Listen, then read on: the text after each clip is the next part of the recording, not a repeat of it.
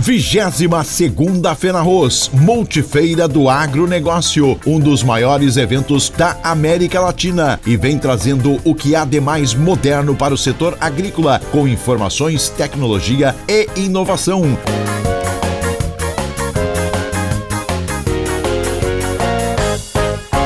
Por favor, professor, novamente obrigado. Tá bem. Bom dia a todos, pessoal. Obrigado, Pedro, aí, pelo convite. Teu nome, o nome do presidente da feira, eu agradeço a oportunidade de vir aqui, a possibilidade de estar aqui na frente. Agradeço aí a todos os produtores, colegas, ex-alunos, satisfação vê-los aqui. Agradeço também aí aos meus parceiros hoje da apresentação, Mara, professor Paulo, Daniele, a Jossana, enfim. Em nome de todos, cumprimento aí vocês pelo evento, né? E o meu desafio hoje aqui é apresentar alguma coisa sobre diversificação de cultivos. A Mara já esmiuçou a parte de arroz, e eu, na diversificação, vou ficar mais assim, tentando enxergar para onde é que nós estamos indo e como nós temos que nos preparar para isso. Esse é o meu desafio que eu me propus. Eu sei que eu vou dizer aqui, alguns já estão fazendo, outros estão se preparando para fazer, e outros precisam fazer. É preciso se organizar. É só uma questão de tempo. O bom disso tudo é que não tem só um jeito de fazer. Isso é o bom da vida, e é o bom também da agricultura. Tem diversas formas de fazer. Um outro aspecto é que cada um tem que achar o seu tempo de fazer. Não pode precipitar, também não pode atrasar demais, senão perde o trem da história. E eu acho que muitas transformações, esse é o momento de fazer. E eu vou tentar colocar o meu ponto de vista sobre as minhas percepções. Gostaria de ouvi-los no momento que eu estiver fazendo a apresentação, ou depois, sintam-se completamente à vontade. Coloquem suas experiências, e esse é um dos objetivos, provocá-los, para que vocês apresentem o que estão fazendo, as suas visões, as suas dores. Quando se apresenta isso, que a gente ouve o produtor, a pesquisa vai fazer uma pesquisa mais focada naquilo que efetivamente é uma realidade, uma necessidade. O técnico vai levar para o produtor aquilo que efetivamente ele precisa ouvir, e não aquilo que ele sabe levar para lá. Isso é uma coisa importante. Então, ele tem que se preparar. E os órgãos de pesquisa, o presidente estava aqui, saiu, mas do IRGA, né? Mas, assim, os órgãos representativos de classe, sejam públicos ou privados, precisam representar as necessidades também. Do contrário, fica um discurso vazio. Vocês podem ver que eu estou sendo muito pragmático, muito positivo, a começar por mim, pelo meu trabalho. Mas hoje, pessoal, nós precisamos enxergar essa coisa como cadeia. Como cadeia, do início do processo até o fim. E vocês vão ver aqui que eu vou relatar a necessidade que nós temos de trabalhar com o pessoal de máquinas e equipamentos. Quantas pessoas tem aqui, por exemplo, de máquinas semeadoras, por exemplo?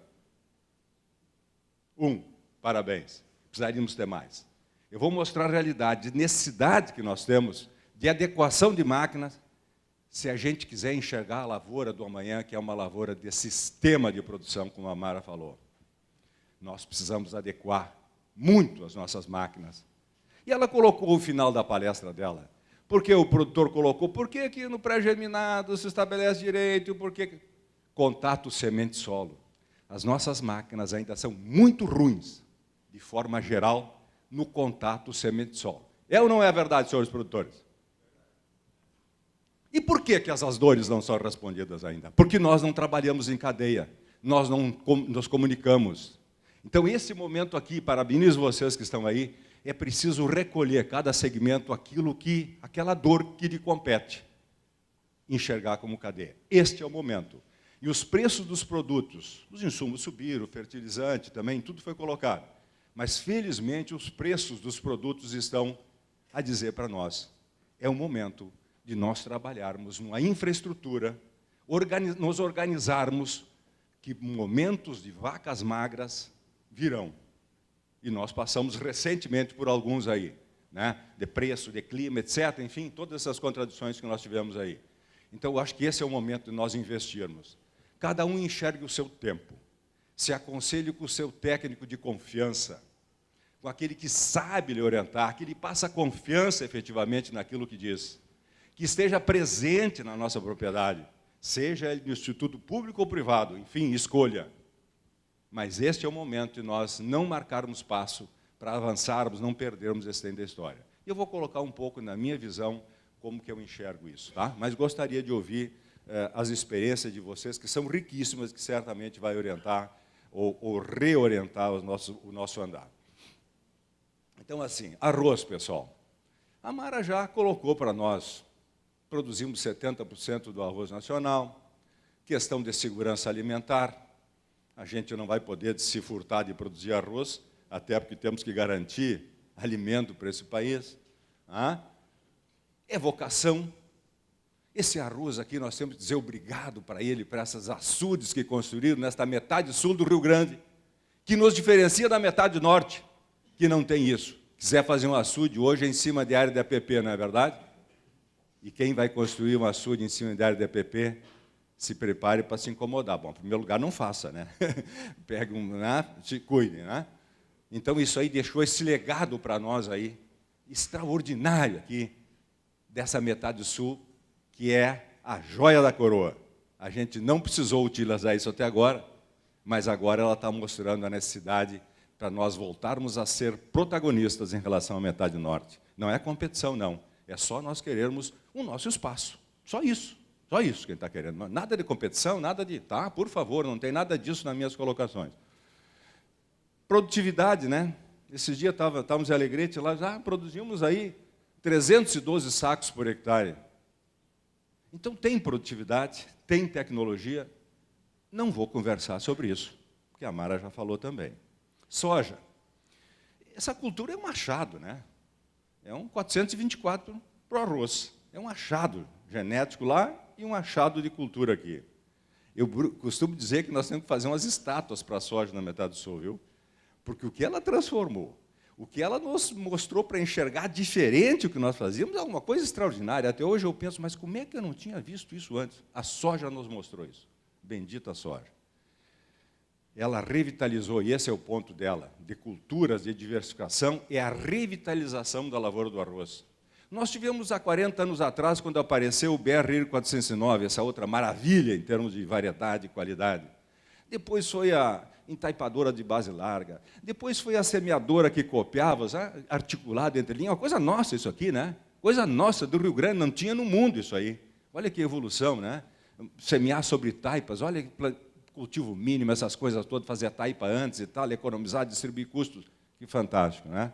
Então, nós precisamos revitalizar. Tivemos a soja, e agora o momento que nós estamos vivendo é de sistemas de produção. Eu acho que a quinta revitalização nesses últimos 40 anos, para dar um vigor de novo, né? O Clearfield, que entrou junto com o Projeto 10, né? E agora sistemas de produção, que é o que nós vamos conversar.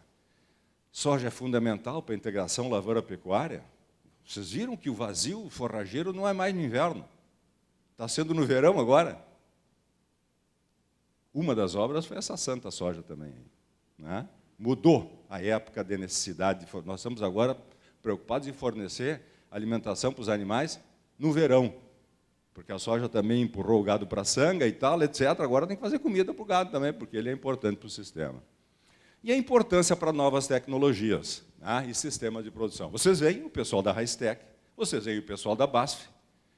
Antes de entrar no sistema esse Provisia ou o MaxAce, o que tem antes dele? Soja. Não é isso? Ou o preparo de verão, soja, antes disso aí, para depois entrar com mais segurança. Então, é importante para essas novas tecnologias e para os sistemas de produção que nós estamos aí, que hoje já não é mais soja, tem milho no caminho. Bom, eu dizia lá em 2006, na Expo Inter, aqui, quando a gente estava conhecendo soja, né, que entrou, todo mundo sabe, o primeiro foi o controle de arroz vermelho, o segundo degrau foi como negócio, a gente teve confiança aqui, ela passou a ser um negócio rentável. E agora tem um monte de gente, em função da bendita água que nós temos aqui, e da tecnologia, que está dizendo o seguinte, ó, nós estamos passando esses sacos e estamos além da coxilha. Olha que coisa maravilha isso aí, que coisa maravilhosa isso aí. E tem muitos produtores de vocês que estão nesse diapasão aí, produzindo mais que área de coxilha, em função dessa segurança que nós temos de irrigação. Claro que tem que fazer o trabalho de casa, que é tirar água, né? Bom, então eu dizia isso lá naquela época, que muda a tecnologia. Vocês se deram conta do que as coisas que estavam lá meio no ar, que a gente não sabia bem como é que elas... Hoje elas estão num mapa, com 3 dimensões, altitude e tal, não sei o quê, e esse mapa levantado aqui, ele vai para uma máquina que se integra com o trator, se integra com a semeadora, e eu ponho aquilo ali, eu saio locando onde sai a taipa, onde sai o dreno, com precisão assim disso aqui. As geotecnologias vieram para nós, e essa é a grande área que nós vamos crescer, e esse é o grande investimento que nós temos que fazer, de adequar a nossa área com esse conhecimento das geotecnologias, que hoje está na nossa mão, hoje nós pegamos na mão aquilo que há anos atrás a gente, é um sonho e tal, hoje chegou na nossa propriedade a tempo de nós utilizarmos. Evidentemente que ainda o custo muito alto é viável para algumas propriedades maiores, o nosso desafio é popularizar isso, tornar mais popular para que médios e pequenos produtores possam acessar esse conhecimento. Papel de quem? Organizações que nos representam, pressão de produtores. E a evolução da tecnologia vai baratear também. Tá? É preciso socializar isso, no sentido que todos possam ter acesso. Hoje está na mão de poucos ainda, mas ela está aí, é questão de tempo para chegar. O milho, né? O milho, sorgo, etc., a soja já abriu parte do caminho. Quanto há 10, 12 anos atrás, quanto nós sofríamos com soja? Vai dar certo? Não vai. A gente passava sem dormir, né? Será que fiz certo, não fiz? O que eu tinha que fazer? Ele não conhecia. Olha como hoje nós temos isso mais na mão. E o milho achou esse vácuo aí, só que cuidado. Ele é diferente. E aí, Daniel, o cantinho de inovação, esse negócio continua valendo até hoje. Aquilo que não sabe, não faz em toda a área. Faz num pedacinho. E faz aquilo como escola. Os acertos ou os erros vão te indicar o caminho a seguir. Não é assim? A gente vê isso com milho, começaram com 20 hectares, vai para 100, vai para 500, vai para 1.000, e assim vai indo. E alguém foi para 1.000 e poucos, e agora voltou um pouquinho, porque sentiu dizer, eu vou ter que ajustar uns fatores aqui, porque não está bem legal. Eu ouço isso de produtores aí. É para 2.000. Não, vamos para 2.000. Vamos ficar para 1.000 e pouco e tal, porque nós temos que ajustar não sei o quê. Assim, quer dizer, então, esse cantinho de inovação pode ser 1 hectare, pode ser 1.000 hectares, depende do tamanho da propriedade do cara. Então, cuidado também. O professor Paulo Regis está aqui, ele vai dar esse tom para vocês. Mas, assim, tudo que é diferente, vamos com cautela. Veio o trigo, né? Agora, trigo, triticalha, aveia, canola, forrageiras cultivadas, integração lavoura. Parece que não tem mais limite de usar coisas na várzea. Uma vez a gente só estava com arroz, né? Veja como abriu os olhos. Claro que tem que ter cautela. O entusiasmo tem que existir para nos motivar a avançar. Mas tem que andar com segurança, porque 1 ou 2 anos de colheita mala, a gente cai do cavalo e depois não se recupera mais, né? É preciso ficar capitalizado. Tudo isso que se insere nesse programa 2 safras aí. E já tem gente falando que não é mais 2, é 3. Como é que nós estamos fazendo uma ainda? Bom, e para finalizar essa parte inicial aqui, pessoal, o pessoal que trabalha com pecuária, eu sei que alguns gostam, alguns não gostam, e é assim a diversificação. A gente não pode querer que todo mundo pense igual a nós. Tu vai na Zona Sul e o pessoal diz para nós, eu não concebo mais uma lavoura sem pecuária. Tu vai em outras áreas, o cara não quer, sempre compacta o solo, se atrapalha, não sei o quê. Não sei, talvez a área não se adeque para ele não esteja dominando isso ainda. É preciso que quem faça a gestão dessas políticas tenha um entendimento disso aí. Mas o pessoal da Zona Sul, os caras dizem, não, isso aqui é assim. E um trabalho desses aqui mostrou arroz, 10 toneladas. Quando botou arroz e plantas, aí integrou com a pecuária, foi para 11,5. E quando botou soja no meio do caminho, foi para 12. Então, e ainda tem um milho que tem que entrar nesse processo aí, nesse sistema. Então, está mostrando caminhos que a gente pode ir, tem que ver em cada situação. Por isso, um técnico bom, dedicado, competente, nos ajuda uma barbaridade a encontrar caminhos para discutir. Agora, eu gostaria de lembrar só, muita gente esquece, a gente é que está. De repente, pensa que está numa coxilha lá, que choveu hoje, amanhã eu entro com o trator. Não. Eu tenho acompanhado alguns produtores aqui, nessa área que vai para o lado da Santa Maria, aqui, há 40 dias que eles não entram na área com o trator. Estou muito longe da realidade ou não? Não. 40 dias que as pessoas não entram. Estão entrando ontem, anteontem, e quem dominou mais a área está começando a plantar alguma coisinha, entrar com o trator ontem, anteontem. Eu digo terras baixas mais. Quem está na coxilha, onde o arroz, como diz um colega meu, foi lá de intrometido, tudo bem. Né? Mas quem baixou e o arroz está baixando, vai para as áreas. Esse sujeito tem muita dificuldade, se não fizer um trabalho fortíssimo de drenagem, ele vai estar entrando, e aí parece que chove quinta-feira de novo. E esse é o drama, né? A gente está querendo entrar e chove, está querendo entrar e chove de novo. Esse é um drama de todos nós, aí faz perder cabelo, envelhecer, ficar branco, etc., criar rugas, e assim vai indo. Né?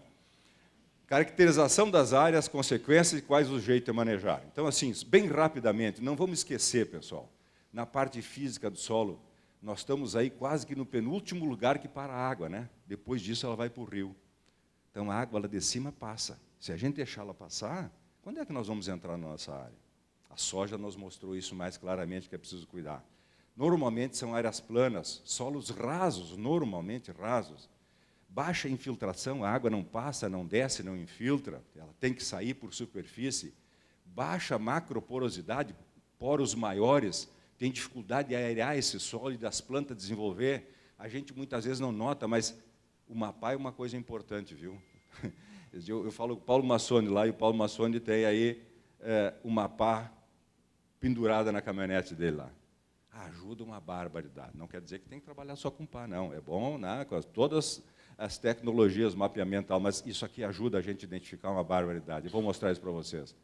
Camada superficial compactada, esse é outro problema. Nós temos limitações químicas. Eu me lembro quando eu estudava agronomia, eu achava que o solo de baixada era rico, porque pegava as coisas de cima lá que vinha. Não é bem assim, temos limitações sérias aí, e vocês conhecem aí. E a parte biológica, que é uma coisa que está chegando. Então, acho que nós temos que cuidar dessas três partes aqui.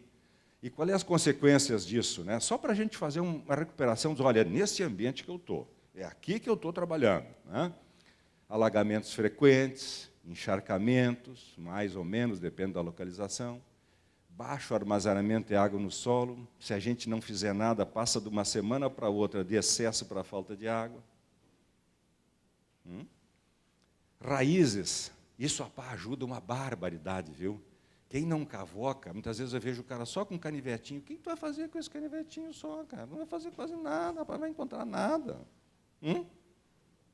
É preciso, é lá embaixo que a coisa se define. E a gente faz muito isso, começando pelos agrônomos, tá? E eu acho que todos nós, técnicos, produtores, o pessoal do campo, precisaria fazer um pouco mais. Raízes, morre raízes, tu não encontra raizinha fina, que são aquelas que absorvem nutrientes e água. Só tem aquelas raízes grossas e a da ponta morre, não é isso? Quando está lá embaixo, começa a morrer de baixo para cima, daqui a pouco morre toda a planta. Nós estamos judiando a planta. Nódulos, falando em soja, né? Número, duração, em vez de durar tantos dias os nódulos, quando chegou lá em R5, enchimento, formação de legume, enchimento de grão, quase não tem mais nódulos. E aí a gente começa a pensar, vem cá, já está começando, vamos botar o nitrogênio em soja. Não, por amor de Deus, para 60, 70 sacos por hectare, não põe nitrogênio em soja. Vai botar para 120, 150, bom, é outra história. Então, veja, se a gente não fizer o serviço direito, a gente está começando já a perder. Por isso que é interessante ter essas coisas, esses princípios bem claros, para a gente não fazer bobagem no transcorrer do caminho. Morte de plantas, isso é um desastre, né? Planta daninha é planta de oportunidade, produtividade baixa, espaços vazios, e aí o cara ouve assim, mas a soja veio para limpar a lavoura e a soja está sujando a minha lavoura. Nós vamos ter que dar um jeito nisso aí, alguma coisa nós não estamos fazendo bem, concordam? Estresses frequentes, eu vou mostrar isso para vocês aqui, por falta de oxigênio, né? Vou mostrar isso um gráfico que a gente construiu aí. Época de semeadura, que em função disso, as nossas janelas são muito pequenas, né? Por exemplo, essa de terras baixas começou ontem, que nós começamos a botar um triguinho lá na várzea, e vai terminar amanhã, que amanhã chove, se é que a previsão se confirme, né? Então, veja, né, é um desastre, sempre com o coração na mão, né? Bueno, a gente tem que fazer para essa janela, em vez de ser 3 dias, ser de 4 dias. Mas é um ganho bárbaro quem conseguir fazer isso. E resultado que a gente busca, né, é um pouco mais de estabilidade da produção, né? Eu acho que o ano passado foi que a soja deu um pulo no estado, senão ela vinha instável, mas aí 2.300, 1.500 quilos por hectare, né? Aquele negócio. O ano passado deu um pulo, esse ano algumas regiões que choveu mais, né? Continuaram boas, outras como o resultado que o Pedro apresentou aqui, um pouco menos, mas nós precisamos melhorar isso aqui. Esse é o nosso desafio. Como fazer, né? Drenagem, então esse aqui é o grande lance, pessoal. Se puder, guardar um dinheirinho para contratar projetos, e fazer projeto técnico para estudar a nossa área. Tem muitos que já são técnicos e fazem. Tem outros que conhecem a sua área como palma da mão, com a palma da mão e fazem. Mas quem precisa do auxílio, pessoal, eu acho que nos ajuda muito isso aí, nós reorganizarmos isso aqui.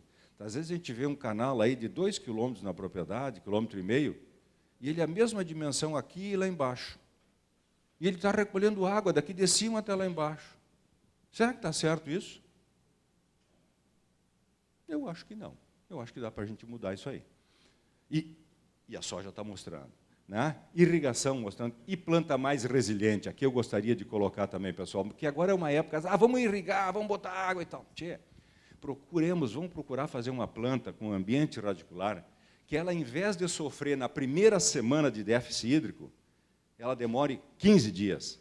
Se a gente conseguir que ela demore 20 dias a mostrar essa falta de água, melhor. Mesma coisa por excesso de água, que ela não mostre rapidamente aquele excesso de água, que consiga sair da zona de maior concentração de raízes.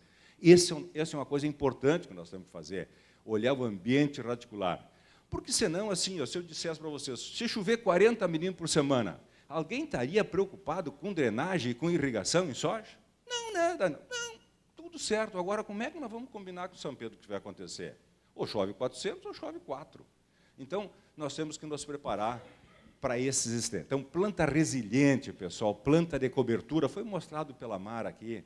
Eu sei que é um desafio, eu sei que é duro, eu sei que é brabo, muitas vezes até tem o preço das sementes que subiu também, mas nós temos que fazer das tripas coração, para que esse solo fique o menos possível de tempo, ou o menor tempo possível, sem planta de cobertura. E eu, quando falo planta de cobertura, não só falo a parte aérea. Sistema radicular é igualmente importante como a parte aérea também. Esse é um desafio que nós, de terras baixas, até pouco tempo não precisávamos, agora está mostrando que a gente precisa. Implica, então, em um maior custo, não é verdade? Tudo isso que nós estamos falando aqui, o pessoal de Coxilha está preocupado em fazer isso? Não. Não vai fazer dreno, não vai fazer nada, ele tirou a soja e tal, não sei o que, para outra cultura. Então, o nosso custo é maior. Né? Nós temos que trabalhar, tentar buscar isso, fazer essa infraestrutura para termos mais estabilidade. E aqui, pessoal, eu vou terminar isso aqui depois, a minha última parte vai ser pessoas. Essas aqui que vão fazer as coisas acontecer ou não acontecer. Tá? Muito bem. Eu acho que para nós, assim, como eu consigo enxergar isso aqui? 2 olhares, uma acima da superfície do solo, olhando acima da superfície do solo. Nós temos que ter melhor domínio sobre o fluxo das águas.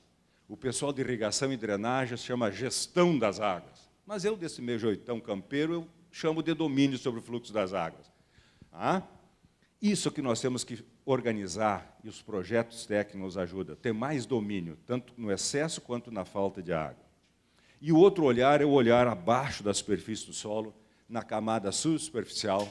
Não vamos falar em metro. Eu estava olhando um videozinho de hoje, que a Braquiária rusiensis, os caras encontraram raízes a 5 metros de profundidade, um perfil de 5 metros. Não, vamos trabalhar. Mas não, vamos ter um perfil de 10 centímetros de solo. Vamos talvez fazer 15, 20, é um baita de um ganho. Tá? Um baita de um ganho. Então, olhar como é que está o ambiente, se está limitando ou não está, é preciso analisar. Então, nós temos que refletir, reavaliar todo esse problema de irrigação e drenagem, de infraestrutura. E, pessoal, nós precisamos começar a mudar a cultura de como nós vamos encarar. Hoje não é mais só arroz. Por isso que eu vejo o pessoal aqui do chalé aí, a maravilha, que estão aí todos os colaboradores, todo mundo aí, porque é esses que fazem a coisa acontecer. Precisamos mais desse segmento aqui junto conosco, nos dizendo se nós estamos no caminho certo ou não, mostrando as suas dores. Que hoje não é mais só arroz, o sujeito vai ter que entender de soja, vai ter que entender de milho, vai ter que entender de azevém, vai ter que ver como é que o trevo persa funciona ali, onde é que a aveia não sei o quê, vai ter que entender de máquina, porque ele vai ter que fazer um camalhão, e qual é? Ele vai fazer um camalhão, vai fazer um suco camalhão, e aí tem que já entender a mecanização. E é o diabo esse negócio, né? Mas que coisa bonita. Ah, que coisa bonita, porque a gente nunca para. Tem que estar sempre dinâmico e nunca ficar inquieto com as coisas, né? E aí que eu chamo a parte das cadeias. Eu tenho que me integrar com o cara aqui lá de fertilidade, com o cara de química, cara de física, de mecanização, de armazenamento, aquele de alimentação animal, porque hoje não pode se perder mais nada na propriedade, né? Nem o produto e nem o subproduto. Tem que transformar, como a Mara falou aí. Bom, então, assim, rapidamente, essa palavra que é a chave, adequação da área, organização dessas novas áreas para esses cultivos ditos de sequeiro. A começar pelos dias trabalhados, eu já falei isso. Lá na Faculdade dos Anos, eu tenho tido, assim, 6, 7 dias no mês de outubro para plantar, de janelas que o trator passa. Quantos nas áreas de várzea vocês têm? Quantos dias? Eu chamei mês de outubro para um mês médio, podia falar setembro, podia falar novembro, mas vamos mês médio. Vocês têm muito mais que isso nas suas propriedades? Não tem, né? Então, veja bem, se a gente conseguir drenar melhor, de 6 para 7, passar de 7 para 8, mas é um baita de um ganho que a gente tem. De repente, implica em não comprar uma máquina maior, ou mais uma máquina, ou mais um colaborador. Então, acho que esse é o nosso desafio, isso que eu chamo de domínio sobre o fluxo das águas, é aumentar em um dia ou 2 dias a nossa capacidade de semear ou trânsito de máquina. O pessoal do Terras Altas nem está preocupado, para de chover hoje, amanhã ele entra, né? Em outubro é isso, né? E nós, chove 30 milímetros e nós estamos ali com o coração na mão. Tem que automatizar tudo que a gente precisa, pessoal, tem pouca gente para trabalhar. Automatizar e tornar mais leve os trabalhos de nossas terras baixas, senão nós vamos ficar sem parceiros. O pessoal, o primeiro passo é para a coxilha e depois ele vai para um trabalho mais tranquilo. Estou falando muita coisa errada? Não. Eu vejo esse segmento nos colaboradores e eu vejo isso nos proprietários, que muitos que saíram do arroz para a soja dizem, eu não quero mais arroz. Eu ouvi ontem num grande... mas que pena isso, né? Quer dizer, nós não conseguimos ajeitar a vida desse cara, ele foi pegando idade, esse negócio ficou pesado, duro, nós vamos ter que trabalhar nisso, presidente, e tornar mais isso mais leve. E as pessoas estão querendo entrar com mulheres na propriedade. Se nós não suavizar esse negócio, as mulheres não dão uma cheirada e vão embora. Porque é duro, nem os homens conseguem trabalhar, porque tem que ter uma estrutura física e tal. Então, acho que o nosso trabalho de organização de cadeia é tornar mais leve. É falar para o cara da máquina, eu não pode ser um Hulk para engatar esse negócio aqui. Eu tenho que chegar a engatar aqui e sair. Não é assim? Olha quanto a gente sofre muitas vezes para acoplar o equipamento. Olha a coisinha simples que nós estamos pecando aí. E estamos deixando de acessar um colaborador importante. Um colaborador, mão de obra feminina, que hoje parece que em todos os segmentos estão querendo, até porque tem pouca mão de obra. Não é isso, Bianchini? Bianchini, depois tu te manifesta aí. A soja e o milho que estão mostrando isso. Período de estresse e maior produtividade. Então, o objetivo, eu acho que assim, pessoal, de forma geral, a chuva que choveu fora da lavoura não deveria entrar na lavoura. Vai fazer o projeto técnico, vai refazer esse canal de drenagem que tem em volta da lavoura, ver se ele está bem dimensionado, muitas vezes já está assoreado, e esses dias eu ouvi de um cara que trabalha nessa área uma frase que ele me disse, um cara dos que mais está trabalhando no Rio Grande do Sul nisso aí. Ele dizia o seguinte, ó, se esse teu canal tu está frequentemente precisando limpar ele não está bem locado. Mas olha para o rio e vê se os caras estão todo dia de draga limpando o rio. O rio vai se ajeitando. Tchê, e eu não tinha me dado conta disso, mas olha que coisa. Aí eu volto para dentro da minha propriedade e eu vou olhar. Será que isso está acontecendo lá comigo? Não está? E se eu sozinho não der conta, eu vou ter que chamar alguém para me ajudar a enxergar aquilo. Eu estou tentando assim olhar nos meus pontos pragmáticos, aonde nós temos que interagir, porque senão eu vou chegar aqui e dizer, eu vou trocar a valente pela 6601, ou vou usar não sei o que, a garra. Isso vai fazer diferença, mas não é a diferença. Não é o cerne da coisa, não é aquilo que define, não é a base. Tá? Chuva na lavoura tem que tirar o rápido, a irrigação também tem que ser rápida. Esse pessoal do Politubo está nos colocando para nós, muitas vezes a gente acha que faz um dreno e faz um suco, né? Coloca a água aqui. Tem um tempo que eu tenho que irrigar aqui e a água tem que sair lá na ponta, senão vai judiar essa soja aqui se ficou muito tempo. Veja, isso está com um camalhão, e a soja está em cima do camalhão, e as pessoas estão preocupadas com isso. Aí eu olho para dentro da minha propriedade, eu não tenho camalhão, não tenho suco, a água de cima entra para baixo, desce e tal, e eu vou entrar quando Deus quiser, depois de 15 dias sem chuva. Isso que a gente precisa organizar. Bom, então hoje o que a gente vê, pessoal, é reavaliação de todo o sistema de reavaliação, e eu não fiz o dever de casa, né, Mara? Que era desligar essa naba aqui, mas a gente faz assim, e quando bate, desculpa. Então, assim, reavaliação de todo o sistema de irrigação e drenagem. Quando fomos visitar lá o Daniel e o Fernando, meus colegas aí, e, olha, e ambos foram meus alunos, como eu estou ficando velho, hein, Chico? Mas que coisa de louco!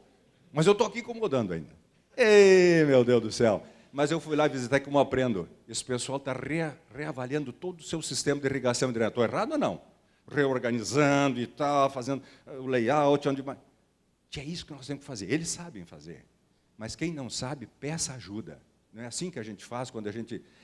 Eu sou meio ruim de computador e meus filhos são mais espertos. Seguidito, eu estou enchendo o saco dos meus filhos lá. Me ajuda, mas o que eu vou fazer? De repente, eu ajudo eles na outra parte. E é assim que é a vida. Uma mão lava a outra, as duas lavam o rosto. Quem não entender essa mensagem está lascado. Bom, isso aqui, pessoal, uma pazinha ajuda uma barbaridade. Uma pazinha ajuda uma barbaridade. Isso aqui é da região de Candelária, aí, pessoal. Não é muito diferente do que boa parte das áreas que a gente vê por aí, né? 5, 10 centímetros, onde a raiz desenvolve, depois disso a Mara usou um tijolão. Tentar colocar soja ou milho nessa condição é um desastre anunciado. Nem é anunciado, já está assinado. Então, é preciso analisar isso aqui. E se a gente quer transferir, pessoal, isso eu digo para os técnicos também, se a gente quer transferir para os nossos colaboradores, nós temos que fazer alguma coisa nesse sentido. Assim. Se eu mostrar um gráfico de penetrômetro para ele, megapascal, não sei o quê e tal, cara, mas o que é isso? Agora, se eu falo no campus, vem cá comigo. Olha aqui, o que tem aqui? Ó? 0 a 5, 5 a 10, aqui que as plantas desenvolvem. Isso aqui, 20 milímetros de chuva, está saturado e fora uma lâmina de água, porque a água não passa. Uma semana sem chuva, falta água aqui, porque as raízes chegam aqui e entortam. Então, tem que dizer para o cara, olha aqui, ó, nós vamos ter que intervir nisso aqui. Se o nosso solo é assim, nós vamos ter que riscar isso aqui. Não sei se é com escarificador, se é com açucadora, semeadora, vamos ver depois como é que é. Mas nós vamos ter que fazer uma intervenção, senão a planta sofre muito frequentemente. De uma semana para outra, ela passa do excesso para a falta de água. Chama o teu colaborador lá.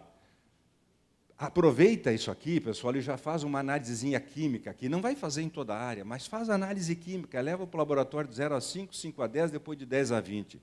Vocês vão se surpreender, porque a grande maioria das áreas vão concluir que o bom mesmo na nossa área está de 0 a 5. De 5 a 10, vamos negociar. E de 10 para baixo, é um Deus nos acuda. Não é verdade isso? É. E como é que nós botamos tudo em cima de 5 a 10, aí qualquer falta de chuva, as raizinhas estão só ali. Não pode. Passou disso aqui, já tem alumínio, falta fósforo, não sei o quê. Como é que nós vamos melhorar um pouco? Eu não quero um perfil lá de 5 metros. Mas assim, pelo menos uns 20 centímetros, nós temos que dar uma melhorada. E esse é o desafio que nós temos, a gente sabe melhorar para soja, para milho. Manter isso é o desafio que nós vamos ter que estudar, e a pesquisa vai ter que se debruçar em cima disso aí. Como vai fazer para isso perdurar mais que uma safra? Então, faz uma análise química disso aqui também, e vai orientar, e vai dizer, de repente, mas é mesmo, estou botando calcário, me disseram botar o calcário, mas eu vou ter que dar um jeito de incorporar esse calcário. Se eu largar em cima da superfície, não vai ter a resposta do calcário que eu esperava. E eu vou gastar o calcário, o transporte, a aplicação, a mesma coisa.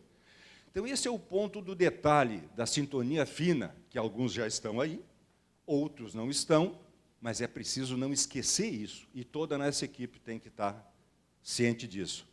Quando eu mostro isso aí para o colaborador, e ele diz, mas é mesmo, eu tenho que mexer nisso aí. Aí tu pode dizer para ele, se tu estiver usando a botinha, se a botinha for suficiente, a nossa camada, se for até 20 centímetros, a botinha, de repente, resolve até 20 centímetros. E eu tenho que dizer para ele, quando esse trator lá, tu não fica levantando no hidráulico para essa botinha, porque senão, não é isso que acontece? Quando o troço pesa lá, o cara dá uma levantadinha, e aí a botinha, ao invés de trabalhar 20, trabalha 10. Está arriscando. Não adianta muita coisa, vai aliviar um pouco, mas não vai resolver o problema, e o custo está todo ele feito.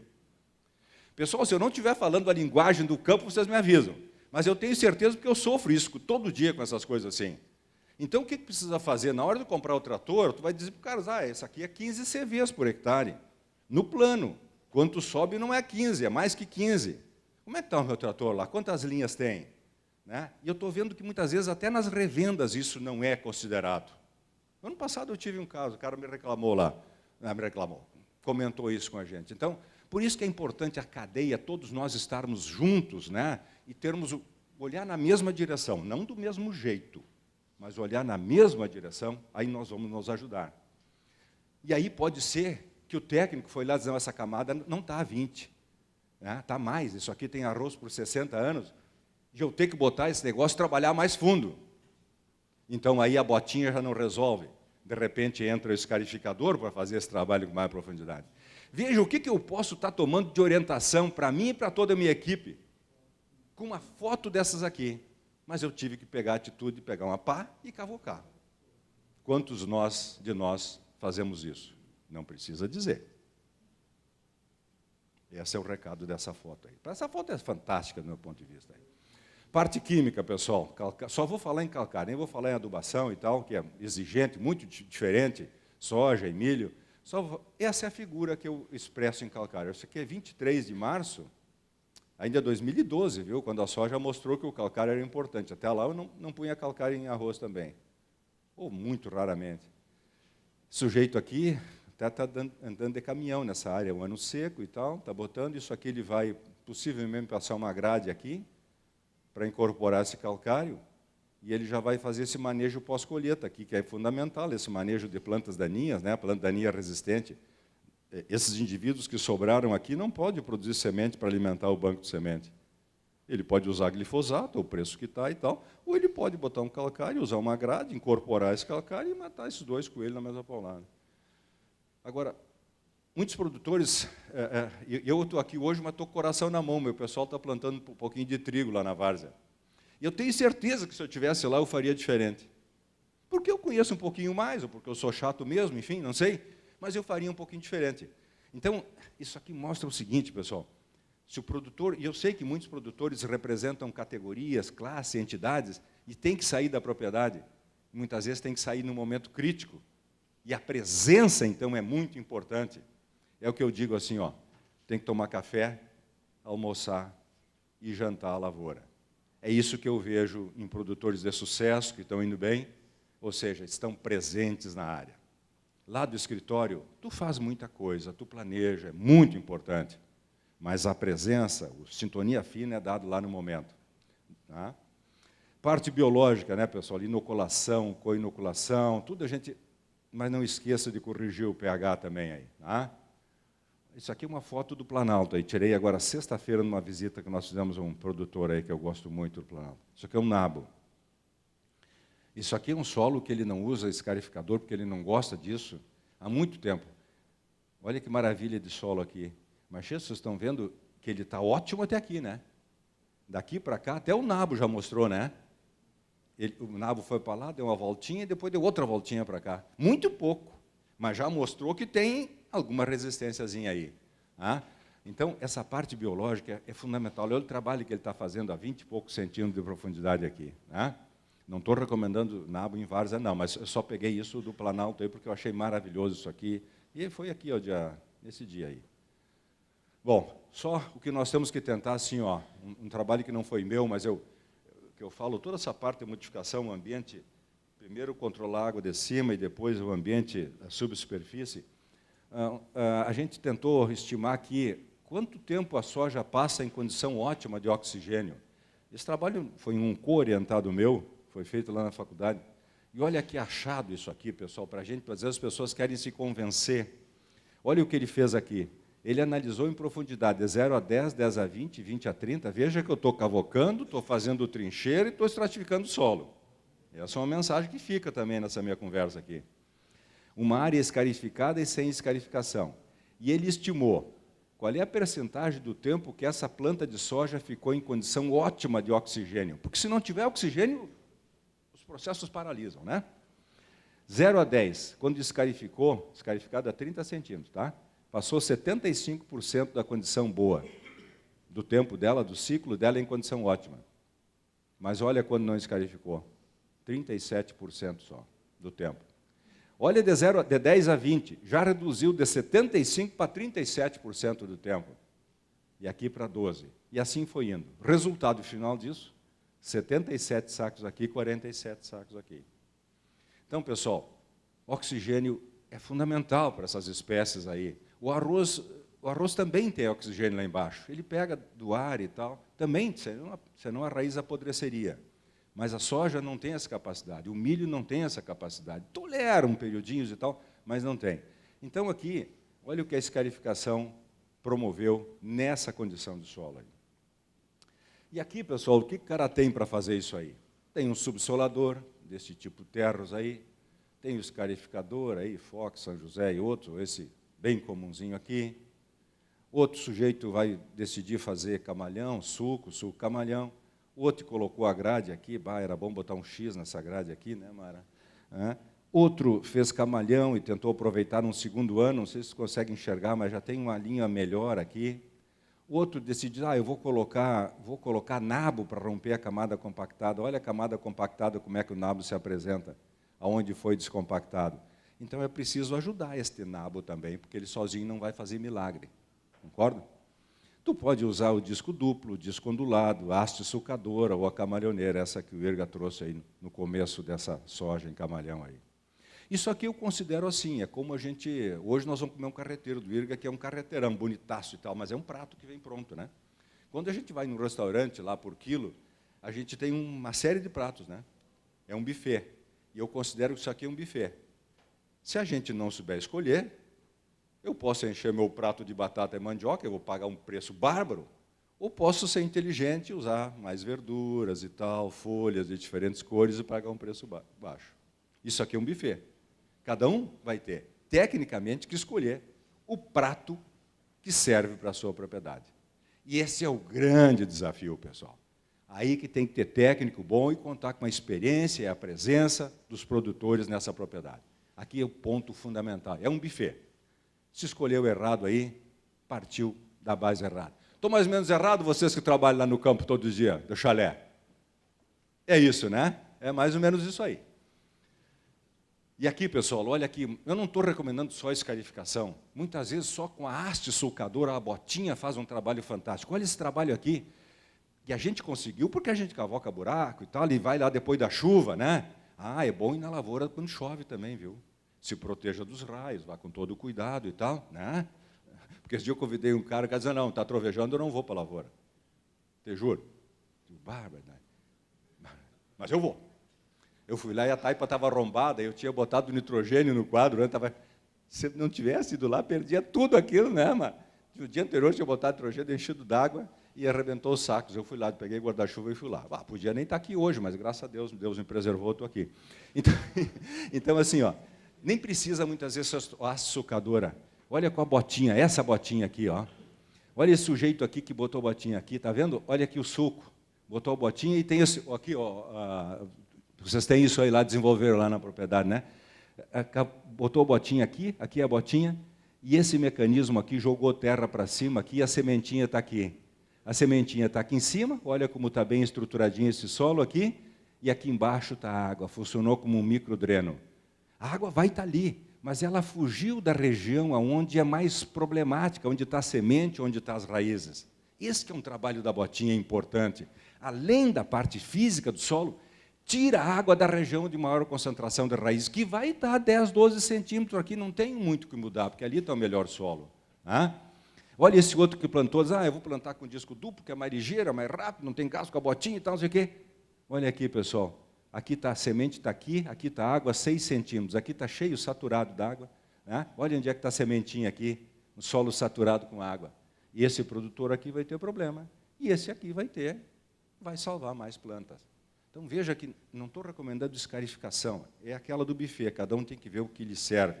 Agora, essa botinha que está aí, do jeito que está aí, tem botinhas e botinhas. Tem umas que abrem um rasgo e deixa aberto, tem outras mais fininhas que deixa fechadinho. Então, eu preciso ajudar, de repente, alguma coisa para trazer terra de volta, uma rodinha para acomodar e tal, senão essa botinha não vai ser usada também. Aí que precisa conversar com o pessoal de máquinas e mecanização e dizer, essa é a minha dor. Vocês me ajudem a aliviar essa dor? Vamos trabalhar junto. Quando a gente passa uma escarificação, olha que coisa maravilhosa. Isso aqui foi escarificado no ano anterior. Estão vendo aqui? O solo guarda a memória da haste sulcadora aqui. Olha a aveia que foi colocado. Olha o sistema radicular que tem da aveia, mas olha, onde não mexeu aqui não tem raízes. O desafio hoje que eu acho que a gente tem é o seguinte, é como conservar esse processo de escarificação, que é caro, é demorado, não é fácil de fazer, porque tem que combinar com o solo, com Deus, Santo Antônio e tal, não sei o quê, Santo Pedro, acho que é, né? Para que não tenha muita umidade no solo, que ele faça um trabalho bom, e depois tem que botar a planta de cobertura. Será que não dá para aproveitar isso para um segundo ano? E reduzir o custo para 2 anos? Nós temos alguns dados que dá para aproveitar, talvez com a metade do retorno. Se o primeiro ano de escarificação, de repente, produziu 15 a 20 sacos a mais, no segundo ano vai produzir 7 a 10 sacos a mais. E será que eu trabalhar com botinha aqui não vai ajudar a romper essa parte aqui no segundo ano e eu não vou ter um efeito semelhante? Veja como nós temos aí oportunidades de conhecer, de andar, de evoluir. Eu não tenho muita dúvida disso, sabe? Se eu botar a botinha aqui, ele vai dar uma quebrada nisso aqui, vai manter, e de repente eu posso usar a escarificação por 2 anos. É preciso conhecer. E aqui apenas alguns resultados aqui, pessoal. Isso aqui é o escarificador Reaper aqui, mas podia ser o Fox ou outro. 5.000 quilos por hectare. O Terros aqui, um pouco menos. Então, entre esses dois aqui, ó. Por que o Terros não entrega a mesma coisa que esse aqui? Porque o Terros muitas vezes faz um trabalho parecido com esse aqui assim, ó, no meio das hastes, que é 60 centímetros, não consegue trabalhar muito. Ele é muito exigente em grau de umidade para interferir nesse solo também. Então, muitas vezes não entrega tudo. Mas em termos de agronomia, em termos de conservação do solo, eu não tenho dúvida, eu escolheria este aqui, que ele não mexe a superfície do solo, ele nem só mata o azevinho onde ele passa ali. Então, em termos de conservação, o que a gente gostaria, a gente está mexendo muito o solo, tu já disseste isso. Estamos mexendo muito esse solo, o nosso desafio é tentar mexer menos. Eu sei que não é fácil, se fosse já teríamos feito. Né? Depois aqui, mas olha outra coisa importante nesse gráfico, olha a haste sulcadora desencontrada ou com o mecanismo acomodador do solo. Está quase entregando o que esse outro entregou aqui. Então veja que quem está com disco duplo, disco ondulado, um outro passo de avanço pode ser a botinha. Se precisar, ou quando ele tiver investimento, ele pode dar outro passo, se for necessário, fazer a escarificação. Mas já de sair do disco ondulado para a botinha, ele já vai dar este passo aqui, ó. Está vendo aqui, ó? Quando usou o disco duplo, menos 22 sacos em comparação aqui. Quando usou haste desencontrada, menos 8 sacos. Tinha já um grande avanço. Então, eu, como técnico, tenho que ver se o sujeito pode comprar um escarificador, se não pode comprar, qual é o recurso, está capitalizado ou não. Mas olha aqui, vamos dar um primeiro passo nesse sentido. Amanhã, de repente, nós damos outro passo. Eu acho que esse é o momento da agricultura. Assim. Esse aqui, os dados de sulco camalhão aqui da Embrapa, estou mostrando um dado só aqui, onde aqueles fizeram uma área irrigada e uma área referência com sulco camalhão.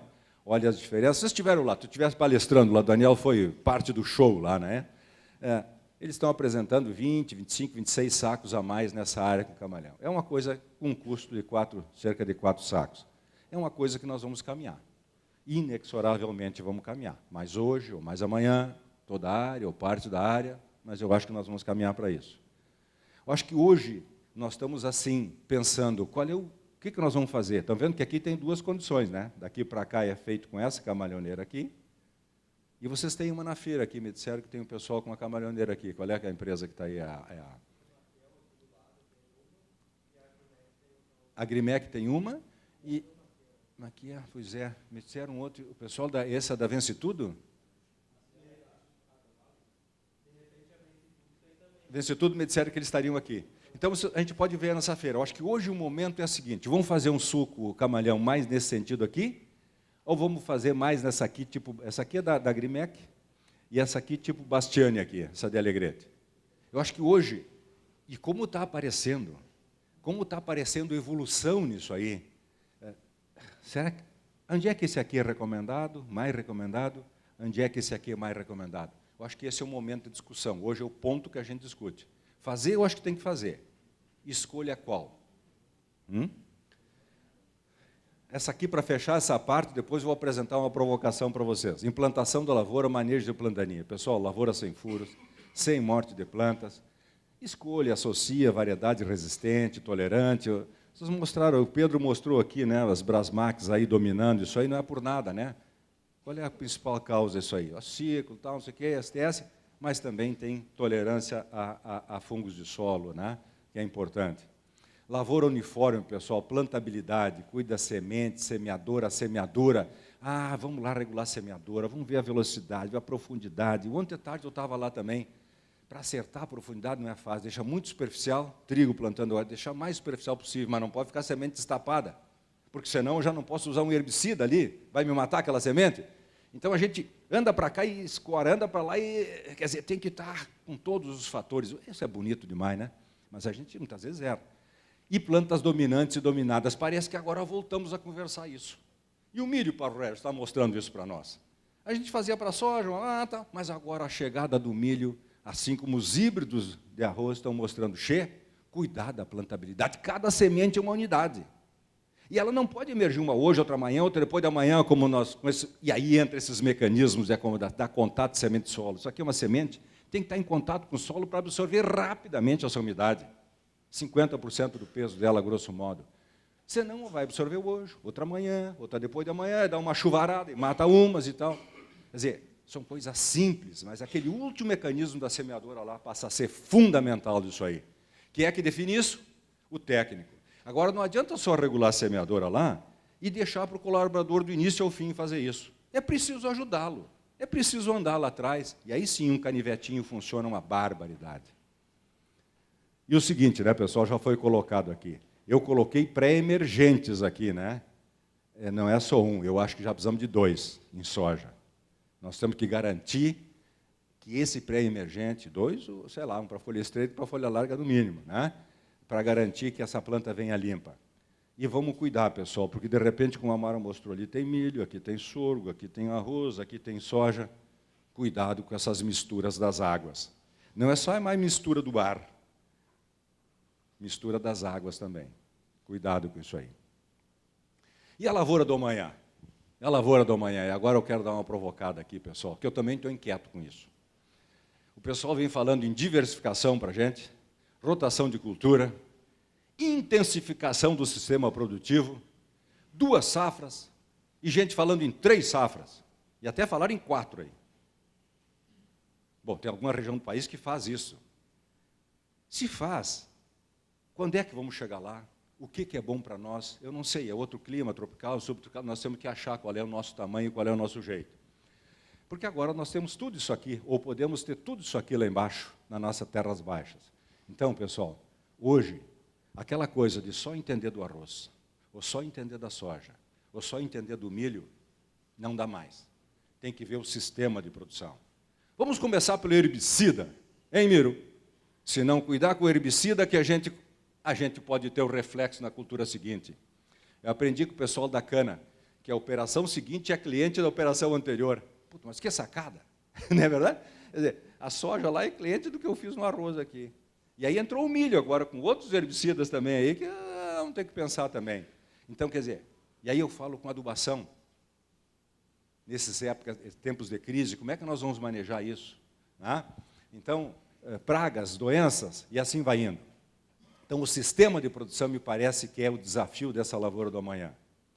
Eu acho que uma figura de cada vez da imagem que está mais perto da gente é essa, pessoal. E esse sujeito aqui já colheu o arroz, já colheu no seco, Mara, e dessecou isso aqui para fazer aquele manejo pós-colheita de planta daninha resistente. Zerou o sistema ali. Esse aqui inventou de dar uma roçada ali, como tu fez. Será que não é melhor para degradar? E essa colhedora veio de lá que ela estava colhendo um pedacinho de milho lá em cima, já tinha colhido a soja. Tu vê? Que isso era uma figura que ele não tinha. Eu me lembro quando eu fui a Roraima pela primeira vez, e uma coisa que isso, há 15 anos atrás, a gente enxergava um caminhão de semente descendo para semear lá, e um caminhão de grãos de arroz subindo. Digo, mas tia, mas como é que pode isso? Se encontrava no meio do caminho. Um caminhão carregado de semente, de arroz, e outro carregado de grãos já da lavoura colhida. Fazem 2,2 colheitas por ano lá, né? Então, nós estamos chegando nesse ponto aqui, pessoal. Não para nunca, né? E esse aqui já aproveitou e está botando um calcáriozinho. Possivelmente ele tem intenção de botar uma soja, um milho, fazer mais um cultivo aí. E esse sujeito colheu tanto d'água, porque não deu, etc. Aqui a máquina colheu ontem, já está passado o rolo faca. Aqui ela colheu de manhã e o rolo faca veio atrás. E aqui o rolo-faca vai sair vai daqui para cá. Essa agilidade, essa presteza, esse domínio, só vem com a presença das pessoas que estão fazendo a gestão. Senão, esse trator daqui sobe mais cedo e deixou de fazer isso. E amanhã de manhã surgiu um problema, que tem que levar uma peça para a cidade, para consertar a máquina e tal, não vai para lá, vai depois da manhã, não sei o que, a água foi embora, surge. Esse sujeito aqui, ele estava colhendo um restinho de trigo aqui, e aqui está a semeadora aqui, possivelmente colocando uma soja, não tem a data aqui, eu gosto de botar a data. Então aqui colheu um trigo e está colocando uma soja. Só que essa semeadora, é evidente, essa colhedora não está adequada, porque vai semear com essa palhada aqui, vai envelopar e tal, não sei o quê, tinha que ter um picador na palha, na verdade, um espalhador bem bom, você não consegue fazer essas coisas. Veja a mecanização. Isso tem, já se conhece. Talvez esse pequeno não tenha conseguido acessar porque lhe faltou recurso. Mas isso é importante, né? Quer dizer, então, nessas três imagens aqui, eu gostaria de dizer o seguinte, pessoal. A coisa não para. E não pode deixar para amanhã. Tem que fazer hoje. Eu acho que quem souber interpretar melhor isto, ele vai ter mais sucesso. Ou vai ter mais estabilidade de produção. E aí vem o arroz, o nosso bendito arroz aqui. Que a gente está aqui por causa do arroz, né? Vamos colher no seco? Será que vão colocar pecuária depois? Aqui sobrou, sei lá, 10 toneladas de palha. Será que vão fazer dessecação, como ele fez aqui? Será que vão colocar azevém e trevo? E aqui vocês estão enxergando um trevinho aqui no meio desse arroz? Bueno, já é melhor do que não ter feito nada. E hoje de manhã eu vinha na estrada, aí muitas lavouras aí que estavam como no dia após a colheita. Acho que dá para melhorar isso. Colheu no seco, mas tem esse resíduo de palha que nos incomoda e nos atrapalha para fazer manejos. Essa é uma coisa que nós temos que pensar. Como fazer para essa palha não nos atrapalhar lá na frente? Esse outro sujeito aqui botou soja em outubro de 2021, e aí disseram para ele, vê cá, o negócio é o seguinte, a gente podia botar uma cultura de verão aqui. Aí ele botou um capim-sudão, um milheto aqui, e botou um azevém no inverno. A geada está pegando isso aqui. Essa foto dos animais não é daqui, né? Eu botei aqui só para ilustrar. Tá? E aqui está vindo um azevém, e se vocês olharem, tem até algumas folhinhas de trevo vindo aí. Esse sujeito não parou nunca, esse solo não ficou descoberto nunca. Ele colocou isso na caída da folha da soja, e tem essa cultura de verão, que o inverno agora vai terminar com ela, e vem as culturas de azevém aí, que foram sobressemeadas. E aqui agora um desafio também aqui. Esse sujeito aqui em 2020 e 2021 botou soja. Depois ele fez uns camalhões e botou aveia. Botou aveia para proteger esse solo. Depois ele dessecou lá na frente. Em agosto ele botou milho, produziu isso aqui. Em janeiro, dia 24, ele botou soja, a safrinha produziu isso aqui. Agora ele colheu a soja e aqui já tem forrageiras, tem azevém e tem trevo, embora atrasado o trevo, tá? Não é mais época do trevo. E outras áreas ele vai botar trigo agora, que estão semeando hoje de manhã lá. Veja que ele teve soja, depois em agosto ele já botou aveia, ele botou milho cedo em agosto, depois botou soja, safrinha. E essa é uma provocação que a gente discutia com Paulo Regis, que me ajudou nessa parte do milho. Como é que nós podíamos? Será que é melhor botar um milho cedo em agosto ou botar um milho, uma safra mais depois em outubro melhor? E nós estamos continuando com isso agora, professor Paulo, tentando ver, tentando enxergar o sistema. Depois da soja, depois do milho, vamos botar forrageira ou vamos botar trigo em cima disso aqui? Quer dizer, são desafios. Mas qual é o primeiro gargalo aqui? Depois do milho, aquela palhada que fica, o que nós vamos fazer com aquela palhada ali?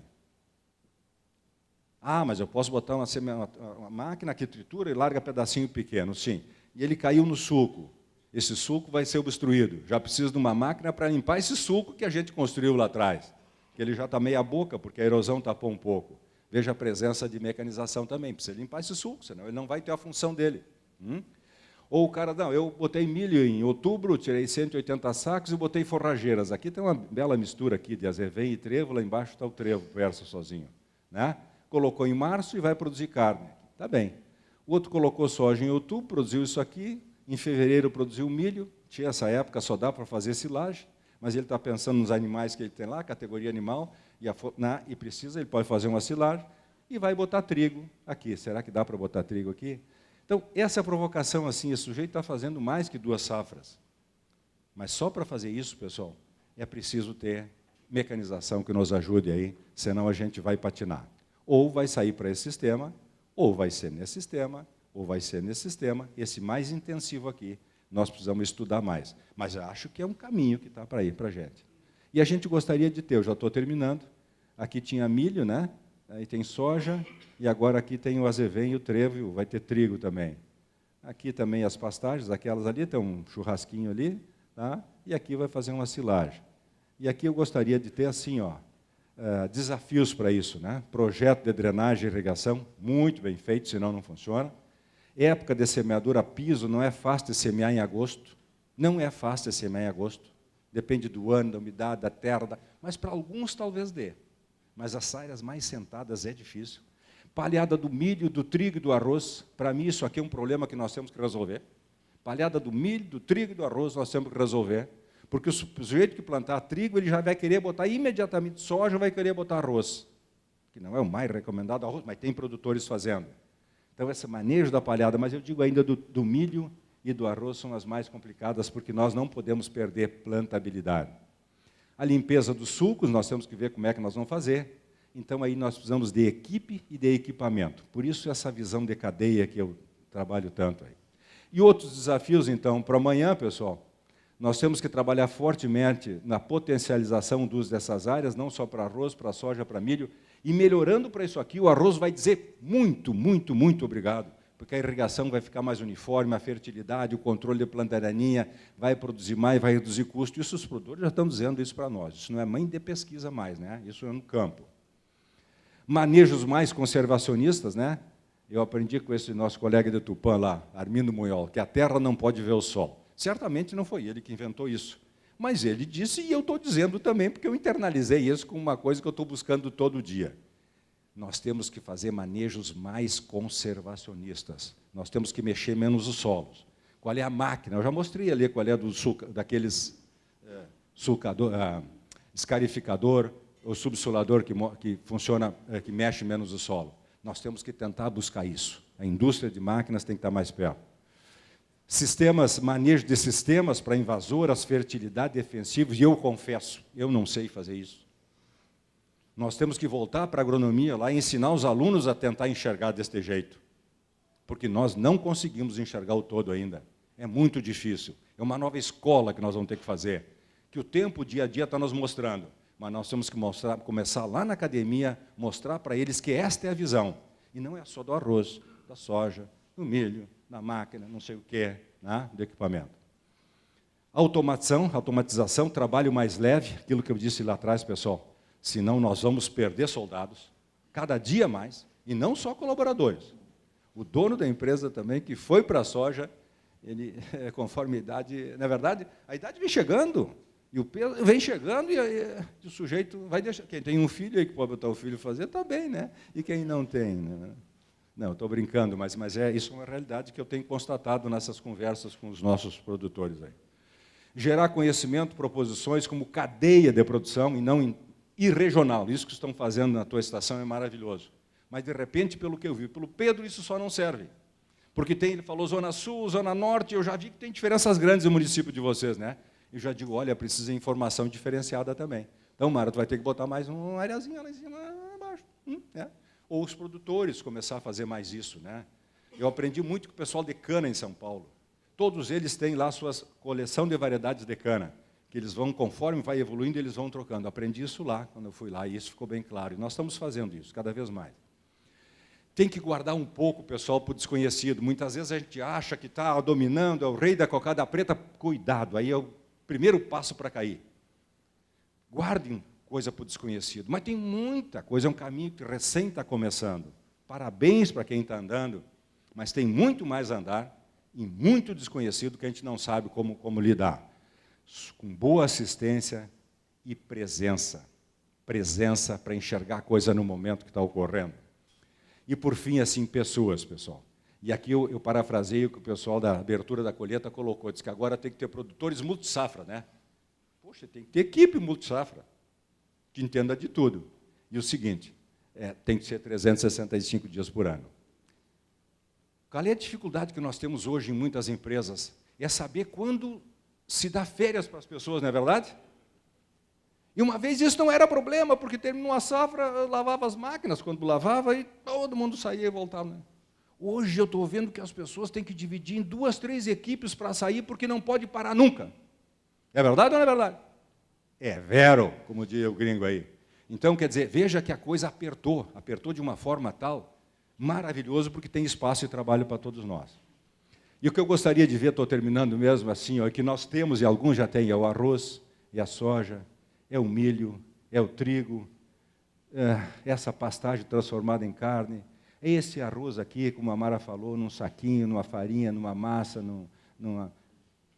num lanchinho aí, etc. É o milho transformado aqui em carne, deste jeito, vem para cá. Agregação de valor em diversos itens da cadeia. Esse dinheiro tem que ficar aqui conosco. Tem que ficar no setor produtivo. E a gente transfere isso para fora. Então, essa ideia de cadeia tem uma ideia também de transformação aí, né? De agregar valor a esses produtos. Isso que eu acho que os nossos dirigentes têm que buscar aí, né? Quem está nos... Acho que eu passei um pouco do tempo, pessoal, mas é um pouco das minhas inquietações, que eu acho que eu passei mais inquietações do que soluções para vocês, dos aprendizados do dia a dia. Estou à disposição, muito obrigado pela presença aí, pessoal.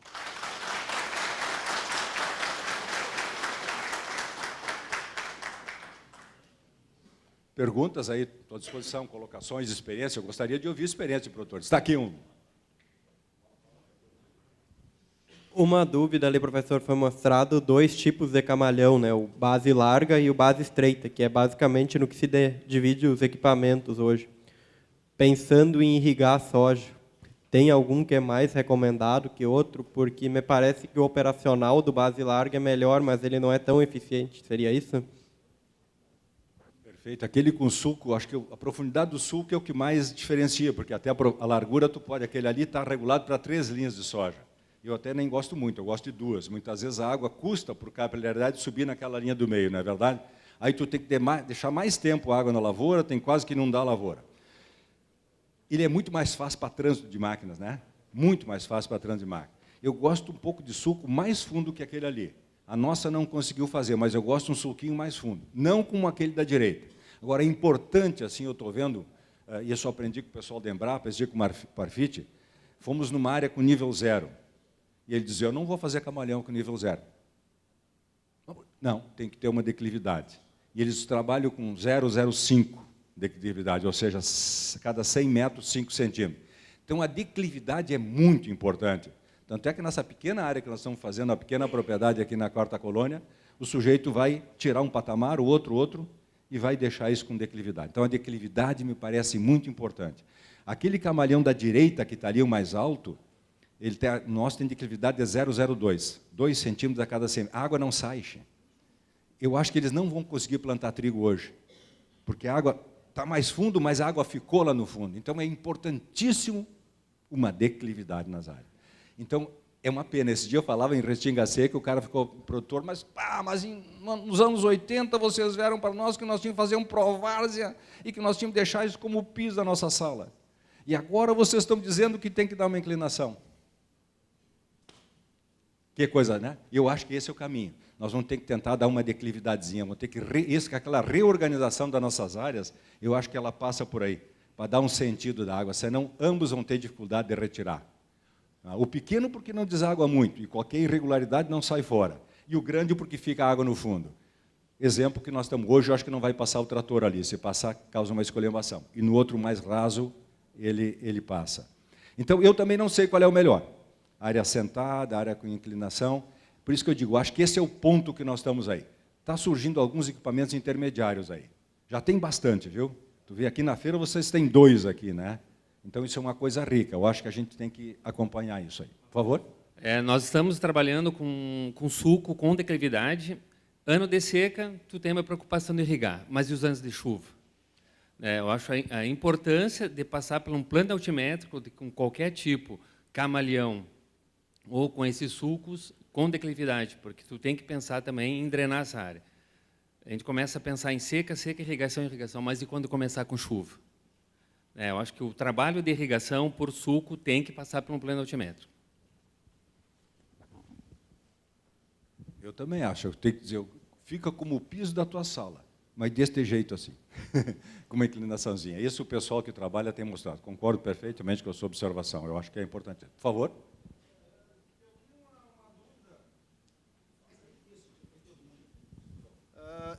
O sulcador, aquele da Agrimec ali, tá? Eu consigo manter a plantadeira com 45 centímetros, a plantadeira com haste sulcadora. Eu consigo plantar 2 carreiros, né, com 45 centímetros. É difícil. É difícil. Aquele ali propõe tu fazer sulcos de 90, tu pode mudar um pouco. De 90, o teu trator passa no 1,80 m, mas não é fácil tu passar com as 2 linhas ali, elas têm que ser de 35 centímetros, mais ou menos 2 linhas em cima do camalhão, e fica 70 entre sulcos. Não é fácil. Quando tu puser a sulcadora, depende, umas mais, uma menos, vai dar uma desbeiçada naquilo e vai botar para baixo. É complicado.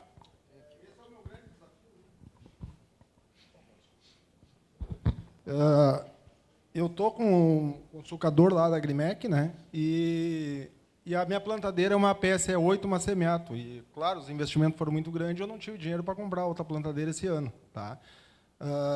Eu estou pensando, eu não conseguia mexer. A minha ideia era botar que nem aquela plantadeira da massa, onde é que fica com 60 e 30 centímetros ali, né? Só que eu não consegui mexer na plantadeira por causa dos... Lá atrás, pega as rodinhas do limitador da plantadeira.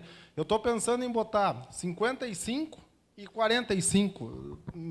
Poderia fazer, esse espaçamento eu conseguiria fazer na plantadeira. E 45 vai passar em cima do sulco? Ele vai cair no lateral do sulco, 45 já, hein?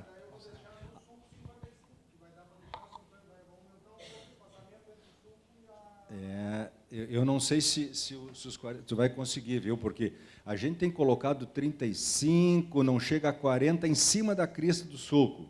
No raised bed, que ele chama em cima, 45 para dar 35 para dar 70 lá. Se conseguir, tudo bem. Mas assim, ó, se tiver haste sulcadora, complica mais o esquema. Por isso, essa questão de máquinas que nós estamos, que eu acho que a gente tem que associar. Muitas vezes tu compra uma camalhoneira e tem que comprar a tua máquina junto. É complicado isso. O que vai fazer com a tua que tu tens lá? E um pequeno que não consegue fazer isso? Porque a gente não consegue ajustar as linhas, o mesmo problema que nós estamos enfrentando lá. Por isso que o pessoal das máquinas tem que andar junto conosco para ver nossas dores. Mas eu acho que com a sulcadora vai ser complicado. Agora, se conseguir, está ótimo. Por quê? Porque mesmo com sulco camalhão, pessoal, se vocês têm camada compactada, hoje o pessoal está assumindo como verdadeiro. Há que se fazer a escarificação. Mesmo com sulco camalhão, se tem camada compactada, a melhor proposta é fazer a escarificação anterior. Isso num primeiro ano. E se a gente quiser, de repente, aproveitar esse camalhão, dar uma limpada neste camalhão para reduzir o custo dele, da escarificação, e só dar uma limpada, aí a haste sulcadora acho que passa a ser fundamental nesse processo. Porque aquilo que tu perdeu do primeiro para o segundo ano da escarificação, a haste sulcadora recupera. Então, acho que é uma questão boa para o pessoal das máquinas dar uma mão. Agora, eu não sei qual é a sua... Eu sei que tem um sulcador mais estreito que mexe muito menos. E tem outros sulcadores, o que nós temos lá mexe muito mais, tanto é que nós temos que juntar a terra para cima. Então, há que se estudar também qual é o sulcador.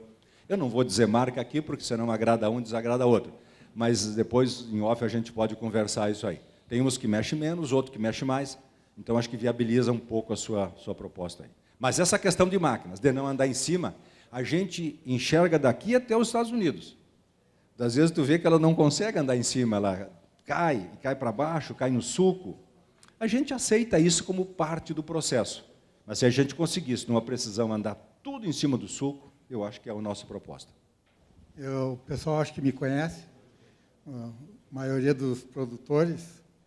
Meu nome é Chafi e eu sou tio dos donos da Semiato. O que eu acho é que cada região do estado, do mundo, é um diferente para cada propriedade. Tem propriedades que têm 3 tipos de solo na mesma propriedade. Então, a indústria, ela quer o foco maior, as fábricas maiores. Normalmente, as fábricas menores que estão pegando os nichos mais de desenvolvimento, de abrir as frentes dessas inovações.